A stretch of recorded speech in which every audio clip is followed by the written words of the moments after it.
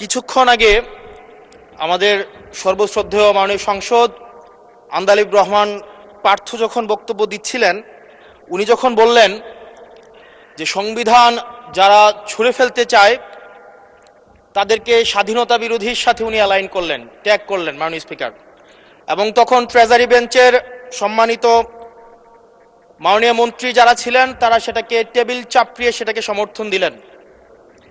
মাননীয় স্পিকার, গণতন্ত্রের জন্য যিনি আপোষহীন লড়াই করে গিয়েছেন বেগম জিয়া, উনি বলেছিলেন যেদিন জনতার সরকার প্রতিষ্ঠিত হবে, যেদিন এই পার্লামেন্ট জনতার সরকারের কাছে যাবে, এদিন এই সংবিধানকে ছুঁড়ে ফেলা হবে।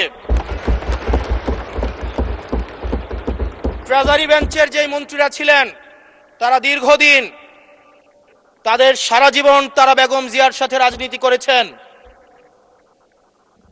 এই সংবিধান ছুঁড়ে ফেলার সাথে স্বাধীনতা যুদ্ধাপরাধীর অ্যালাইন করার যেটার হাততালি তারা দিয়েছেন, সেটির মধ্য দিয়ে বেগম জিয়াকে তারা মূলত অপমান করেছেন কিনা তারা সেটা ভেবে দেখবেন।